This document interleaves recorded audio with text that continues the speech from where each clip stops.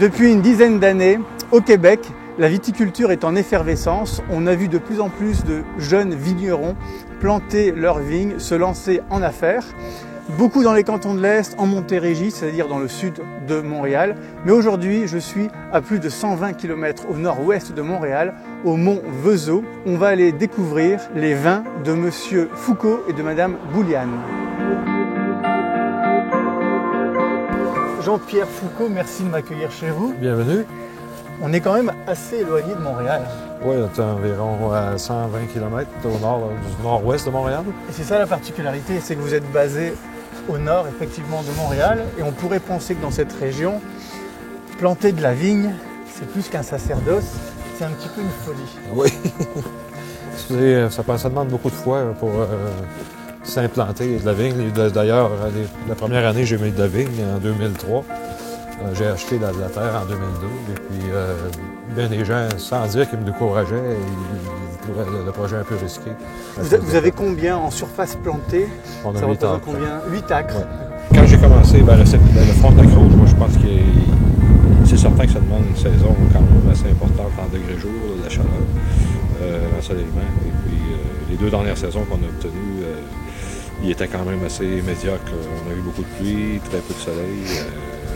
Le total de degrés jour dans la région pour ces 2 dernières saisons-là, c'était à peine 950. Quand on a eu les saisons précédentes, parce qu'on avait 1200 degrés jour. Puis c'est un cépage qui me surprend, là, surtout cette année, là, parce qu'on vinifie tous les vins, les raisins de façon séparée pour faire un assemblage après. D'accord. Ça nous permet de mieux contrôler le vin qu'on va obtenir. J'ai parlé de vent. Oui. Là, il est en train de nous fouetter le visage. Ça, Il ne fait pas encore trop froid. Hein. Aujourd'hui, on doit être quoi, moins 10, moins 5. Oui. Moins 5, vous voyez, je sentais plus froid. Donc les oreilles sont en train de rougir. Toutes vos cuvées portent le nom d'un vin. Oui, c'est ça. Oui. On va en parler. On va les déguster. Oui, OK. Jean-Pierre, on est à l'intérieur. Oui, Il fait un peu plus chaud. Oui. On est bien au chaud. Et puis les 4 cuvées donc, que vous élaborez, des noms de vin. Norrois, Boré, Joran. On dit Joran? Joran et Zéphyr, qui est un petit peu plus connu au niveau des noms de vin. Le Zéphyr, c'est votre vin de fraise. Et à côté de vous, est-ce que c'est l'élaborateur de ces vins? Oui, Sébastien Vicaire. Ah, oui, Sébastien Vicaire. J'ai rencontré Sébastien en 2007, juste au moment où j'étais prête à faire une première commercialisation des premiers vins qu'on a fait en 2006.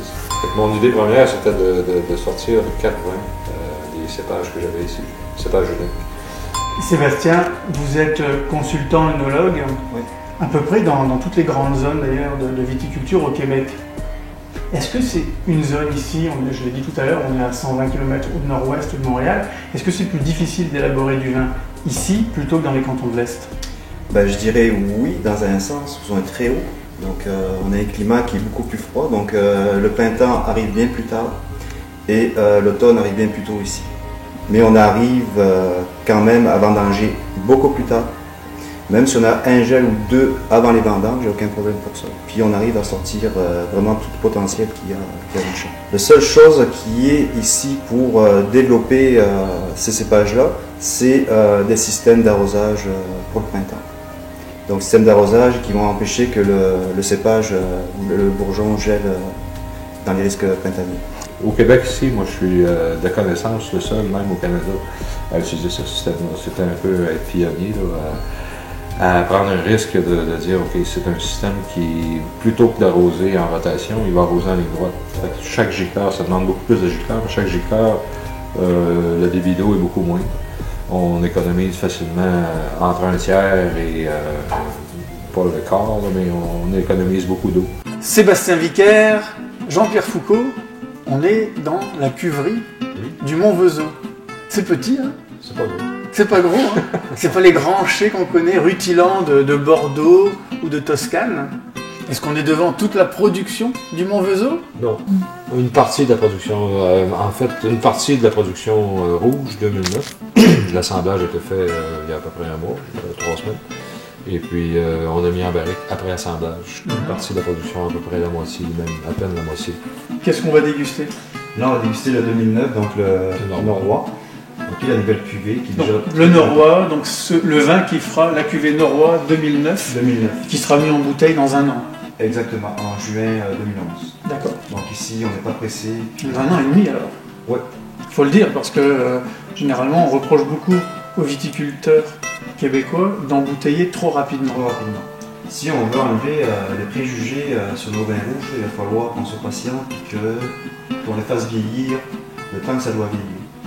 Et je pense qu'avec M. Foucault, ici au domaine de Montréseau, on a compris ce principe-là. Là, aujourd'hui, ce qu'on va déguster, ça va commencer à nous parler. Donc on va essayer de se projeter dans la vie. Donc on va faire un bond à peu près 18 mois dans le futur.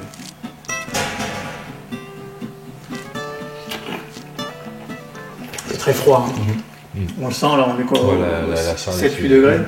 Moins plus froid que ça. C'est bon, hein? Vous voyez, cet aspect tannique, c'est un tanin qui n'est pas désagréable, ça assèche la bouche, ça vient pas de la barrique, ça vient du raisin. Le cépage? Le cépage, toujours dans le sabre-bois, Frontenac rouge, Sainte-Croix, et cette année, on a eu une petite production de marquette. Si on s'en va dans Un petit côté violette, un petit côté floral qu'on a à ce moment-là. Est-ce que vous pensez qu'on va le garder quand il sera toujours présent dans 1 an et demi lorsque le vin aura été mis en bouteille? Ça se peut, j'espère, parce que ça va suivre une évolution, mais ça va se bonifier. Je pense que sur ce vin-là, ça va faire tomber pas mal de préjugés. Bon ben, on se revoit dans 2 ans. On fera une verticale avec 3 millésimes. À la vôtre.